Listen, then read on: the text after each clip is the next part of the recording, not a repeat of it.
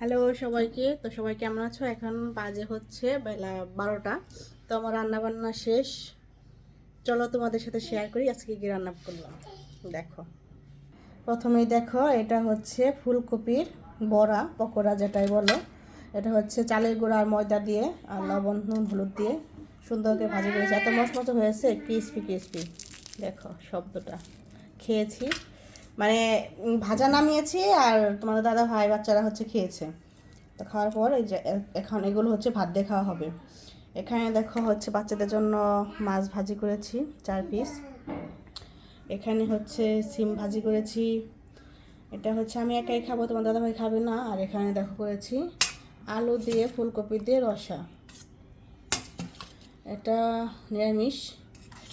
লাস্টে হচ্ছে তরকারি নামানোর আগে জিরা, এলাচ, দারচিনি বেটে আদা তারপর নামিয়েছি। অনেক সুন্দর রসা তরকারি ফুলকপি আলাদা। শীতকালে এক মানে ভাল লাগে যে ফুলকপি, মানে সবজির অভাব নেই, যত ধরনের সবজি আছে সবই পাওয়া যায়। আর এখানে দেখা হচ্ছে পায়েস রান্না করেছিলাম গতকাল, গতকাল না পরশু দিন রান্না করেছিলাম। তো দেখো সেই পায়েস, এটা হচ্ছে পোলাওয়ার চাল দিয়ে আর দুধ দিয়ে ঘন করে সুন্দর করে পায়েস রান্না করেছিলাম।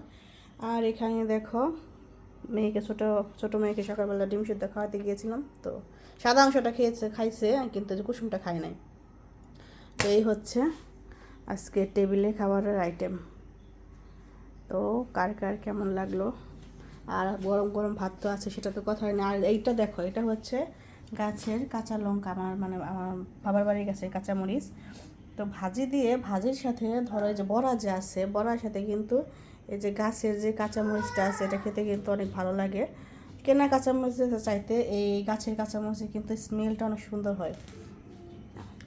তো তোমার দাদা ভাই সবসময় বলে বাড়িতে গেলে কাঁচামরিচ নিয়ে আসবে, তো সেই জন্য নিয়ে আসা হয়। ও অনেক পছন্দ করে এই ভাজা ভুজি দিয়ে এই লঙ্কা দিয়ে খেতে। তো চলো এখন রাখছি। এখন হচ্ছে সবাইকে খাবার দিয়ে দিব। তো কেমন লাগলো ভিডিওটি?